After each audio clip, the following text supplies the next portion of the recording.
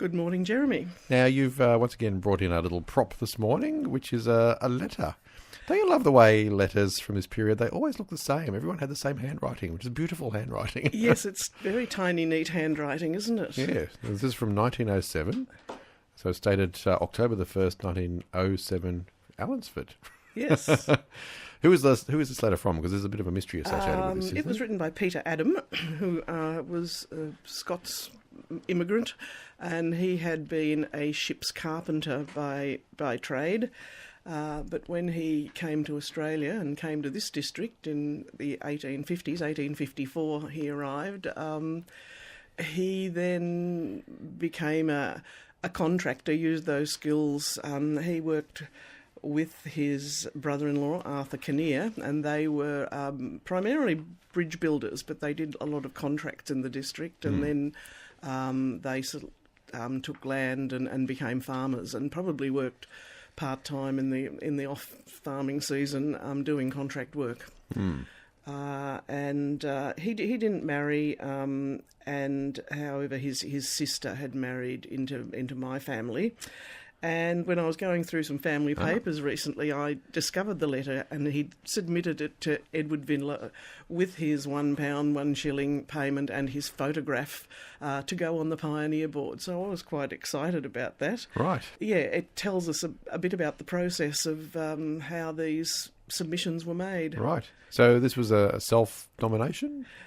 Yes, because a lot of the people on the board by 1907 had died, but this was, I think, one of the, I can't remember how many, there were quite a few of them, I think 23 men who actually lived to see the board produced. Oh, right, okay. And quite a lot who were still alive in 1907. So Peter Adam was 88 at the time. Right, okay. I don't know if we've discussed this sort of fee as well. £1, 1 shilling. I mean, yeah, Max Snacks had that thing recently where you could go in with old money and buy things from the menu. You probably could have bought the entire menu with that, could you? Part of the delay in producing the board was getting the money out of the 204 people or families of men on the board. It was a lot of money. Well, yes, and what would that have represented, I wonder? You know, I suppose we don't know off the top of our heads what that would be equivalent to today. I haven't worked it out, but it would have been a lot of money. A lot of money, yeah, right, okay. Well, tell us a bit more about him then, Peter Adam. I'll let him tell the story himself, because he gives quite a lot of detail in the letter, and the letter has been sort of published since. But he starts off by describing himself. He says, well, the photo I'm sending you was 25 years old, and when I was a young man I had dark brown hair and a ruddy complexion and blue eyes, and then he goes on and gives a bit of personal history. He says, I arrived at Hobson's Bay on the 8th of February 1854 as a carpenter of a steamer named the North Star from Dundee, Scotland. I was engaged for 6 months on said steamer, and after expiry of that time I left Melbourne for Warrnambool on the 15th of August.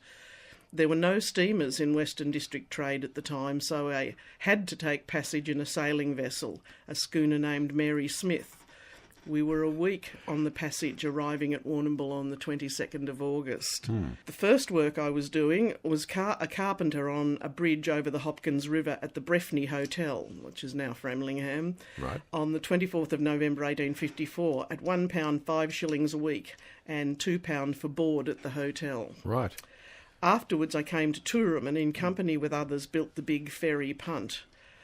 I was engaged during 1855 on the Tooram estate in partnership with Arthur Kinnear, my brother-in-law, post and rail fencing and house and barn building for farmers. Early in 1856 I moved to South Warrnambool and was employed boat and lighter building until October the same year. During the latter part of 1856 and 1857, Arthur Kinnear and I contracted to supply piles and beams and sawn timber for a new bridge at Dennington. He and I then settled in Allen's Forest on Crown lands at sawing and general bushwork.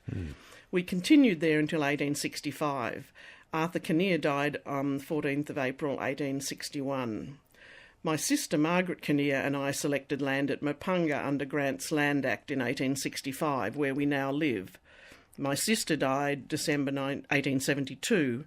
My nephew David Kinnear and I now carry on the business as dairy farmers and graziers under the name of Adam and Kinnear. We have been very successful in business and now have 670 acres, the greater portion first-class land. Right, okay.